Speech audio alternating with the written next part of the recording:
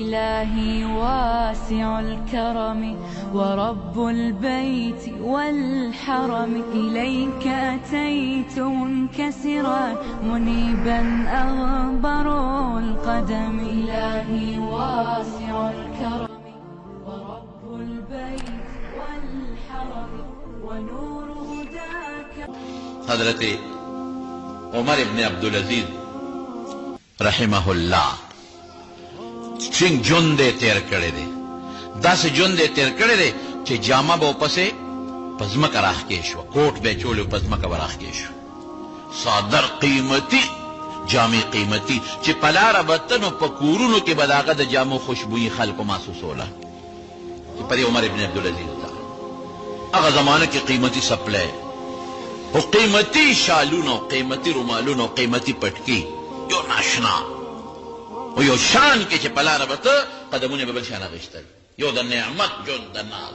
په لاره ته یو بزرګ له مخې راورغی، هغه بزرګ ورته وایي عالم وی عمر وی دا چوغه او دا څادر دې لږ اوچت کا په ځمکه راښکې شي دا ګناه ده. دی ورته ودرېد داسې وی خبردار ژوند په لاس کې کلک ونیسي، خپل ژوند محفوظ کا، که آینده لپاره دې دا خبره وکړه نو په دا توره به د نه سره خوا ولوځو. داسې یو ژوند دی تېره او ښکلې م خشته و، خشته مزېدار اعلی، او په دې مخ به یې کله روبنه وې ځان که چې د خلکو نظر په مونه لګي، زما دې مخ ته څوک ونه ګوري، او جوړه سار بدلوه او جوړه ماښام بدلوه، او داسې جامې به یې اغوستلې چې په هغې به د سرو زرو په تارونو کارونه شوي وو، د سرو د سپینو. پخوا به زمونږ په دې وطن کې م د تیلې دا جامې د ناویانو له خلکو جوړولې، د تیلې جامې به وې، تیله به اوس خو د پلاسټک تیله ده، بیا د سرو زرو تارونو ته تیله وې، د سرو زرو نه به نري نري تارونه جوړېدل. اوس هم هغه جامې که چا کوي نو خلک یې په بیه اخلي، هغه زر ته وباسي، اصل تیلې ټوپۍ به وه او د تیلې جامې به وې او به د سرو زرو تارونو، نو د ده په جامو باندې به د سرو د سپینو ګلکاري به پې کېده. سلیمان ابن عبدالملک بادشاہ دی. سلیمان ابن عبدالملک چې کله بیمار شو او ناجوړه شو، د هغه یو خاص وزیر دی، خاص وزیر، هغه خاص وزیر ورته وایي چې بادشاه سلامته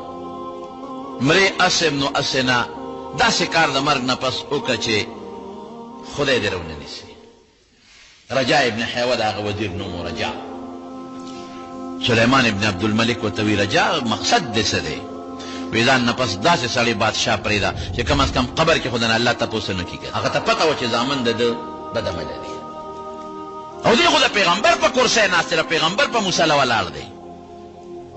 نو د ده زامن ټیک نه دي، خراب دي، نو که دی لاړ نو دا زامن به بدعملي کوي او دا سیسټم به خراب کړي، د پیغمبر علیه السلام دغه خلافت او امارت به برباد بشي. رجا ابن حیوه ورته وایي داسې وکړه ځان له آخرت ته خواصم دی، داسې سړی په ځان په ځای ودروه مقرر کړه چې په قبر کې کم از کم الله خو دنه تپوس ونه کړي. یاره وی رجا ډېره ښه خبره دی وکړه، ما خو دا خیال و چې یا به ورور د ځان په ځای بادشاه کم یا به زوی د ځان په ځای بادشاه کم، ډېره ښه خبره دی وکړه. نو سوچ بچارې وکړه، یو کاغذ یې ولیکه او په هغه کاغذ کې د عمر ابن عبدالعزیز رحمت الله علیه نوم ولیکه، هغه یې ونغښته په ټوکړه کې بند کړ او رجا له یې ورکړه، وایي چې څومره د شورا خلک د پارلیمنټ، لکه دې زمانه کې د پارلیمنټ نه خلک صدر منتخب کوي، وزیر اعظم منتخب کوي، وزیر اعلی منتخب کوي، چې څومره د مشورې خلک دي دغه ټول مشورې والا راغونډ کا، او دا کاغذ چې مې د چا نوم لیکلی دی د ده لپاره بیعت علم، دې به د ما نه پس بادشاهي. هشام ابن عبدالملک د درو هغه دې رجا له مخې له ورغی، ورته یې ویې رجا دې کاغذ دې کتلی چې چا نوم دې پکې وی نه، وی ته وګوره که زما نوم یې خو ډېره ښه ده، که زما نوم یې تی ولیکه، زما نوم پکې ولیکه. هغه وی نه نه نه نه نه مې کتلی دی، نه ترې خبر یم، نه پکې ستا نوم لیکلی شم. چې لږ مخکې راله عمر ابن عبدالعزیز په مخه ورغی، وی رجا دې کاغذ کې وګوره زما نوم شته که نشته؟ وی نه یم خبر. وی که زما نوم یې روان که ګورې، یو ورته وی ولیکه که زه بادشاه شم چېته، ځکه دې کاغذ سره به اوس خلک بیعت کوي چې دې کې د چا نوم دی. حضرت ابوبکر صدیق رضی الله عنه هم چې د حضرت عمر دپاره د خلکو نه بیعت اخیسته نو د عمر نوم یې په کاغذ لیکلی، عمر فاروق رضی الله عنه په کاغذ ولیکه خلکو ته وی دی کې چې مې کوم نوم لیکلی دی سره بیعت وکړي دا به باد شي یو براته بیعت به کو یو براته بیعت به کو حضرت علی رضی الله عنه هغه ابيع ما به سره بیعت وکړو ولو کان فيه اسم عمر به کده عمر نوم پکې ولی نه ما بیعت وکړو عمر ابن عبدالعزیز رجاته وی که زما نوم پکې روان کا نشم دا بار وړې هشام ورته وی که زما نوم یې ولیکا اشوقي